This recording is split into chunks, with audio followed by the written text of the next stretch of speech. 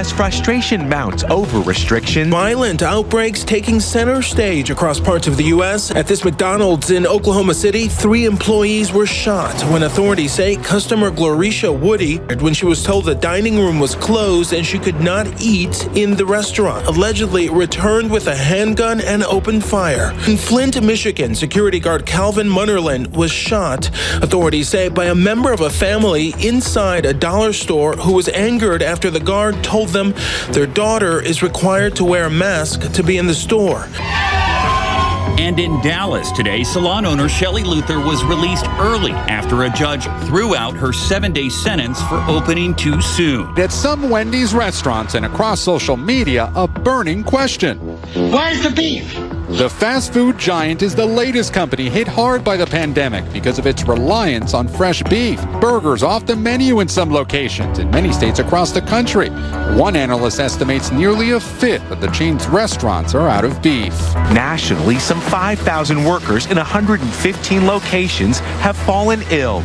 Nationwide, many meat and poultry plants have temporarily shut down. Daily cattle production has dropped 34%. It's not a supply problem. There's plenty of live animals. It's a supply chain. Across the country, meat prices are now up as much as 25%. In Waterloo, Iowa, Tyson Foods partially reopened its largest pork plant in the country with new social distancing measures, mandatory face masks, and temperature checks. Other meat processing facilities are also cautiously reopening. Just this week, plants in Nebraska, Minnesota, and South Dakota.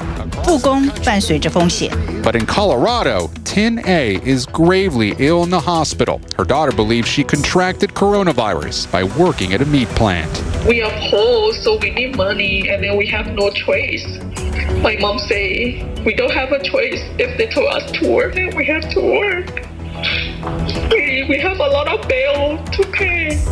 英特尔亚利桑那的晶圆厂也遭到员工投诉，为了维持产线，没有遵守社交距离。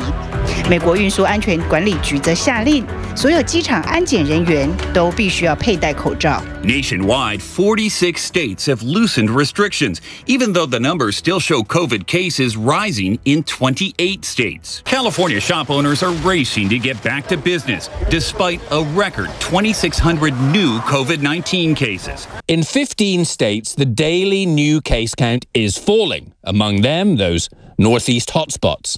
纽约时报提出数据，纽约新增病例曲线确实开始下降，死亡人数也低于高峰时的一半。反之，全美国的新增病例却在增加。这是因为其他城市和较小社区确诊人数的上升，抵消了纽约减少的人数。Among them, Wisconsin, Minnesota, Illinois. 美国每天新增确诊人数平均以2%到4%的速度增加，确诊人数超过120万，死亡人数高达7万多人。The projected number of deaths forecast by early August in this country just nearly doubled to more than 134,000 in that well-known model from the University of Washington.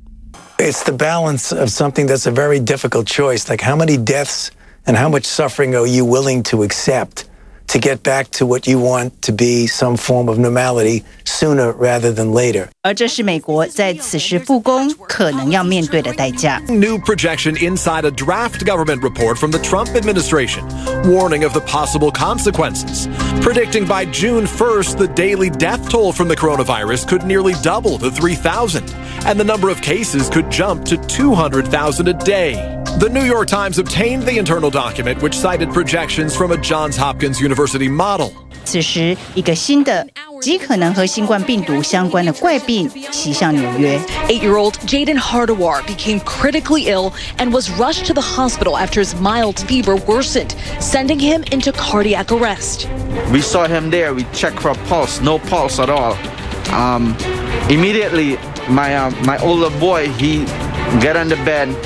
and he starts to pump the chest. Doctors later testing Jaden for COVID-19. He was negative, but tested positive for antibodies. Jaden is one of at least 64 children in New York affected by what's being called pediatric multi-system inflammatory syndrome. And tonight, doctors reporting 3 cases in Los Angeles, at least 2 cases in Boston, as well as cases popping up in several other states, Louisiana and Michigan. Symptoms include a persistent fever, rash, red eyes, or an upset stomach. We have to get our country back. You know, people are dying the other way too. When you look at what's happened with drugs, it goes up.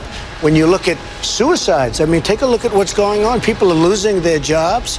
33.5 million Americans have gotten through filing for unemployment in the last 7 weeks. To put the last 2 months in perspective, in 2009, during the worst month of the recession, the U.S. lost about 800,000 jobs. Now, since the stay-at-home orders began, every week between 3 and 6.9 million jobs were lost. The people of our country should think of themselves as warriors. Our country has to open. 外交政策期刊的专栏作家，同时也是《瘟疫降临》一书的作者说，这样的领导者实在太疯狂。We're really the only country in the world where public health is completely fragmented by it's the way it originated in this country. The authorities are down at the local level. In some states, there's a difference between one county and another county in an epidemic.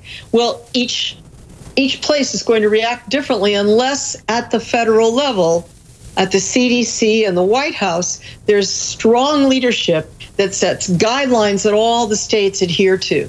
We've had exactly the opposite. And now we have the White House saying, and by the way, pretty soon we're walking away entirely. We're going to leave this totally up to the local level. And each one of you, with your different jurisdictions and your different rules of the road, you can compete against each other for N95 masks. You can compete against each other for solutions necessary to extract DNA and RNA from samples in order to do your testing. You can compete like heck. We're just going to sit back here and watch.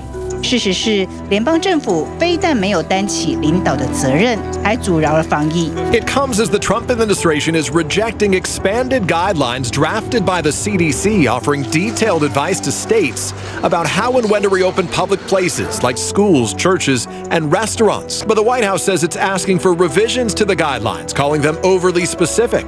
嫌 CDC 管太多，白宫自己却漏洞百出。For President Trump, the coronavirus is hitting close to home. One of the president's personal valets, a member of the U.S. Navy, who NBC News has learned works in the West Wing serving the president his meals, among other duties, has tested positive for the virus. A person close to the White House says President Trump was, quote, lava-level mad at his staff when he learned the valet tested positive, saying he does not believe they're doing all they can to protect him. And Trump saying he and Vice President Pence were tested yesterday and today, the results negative.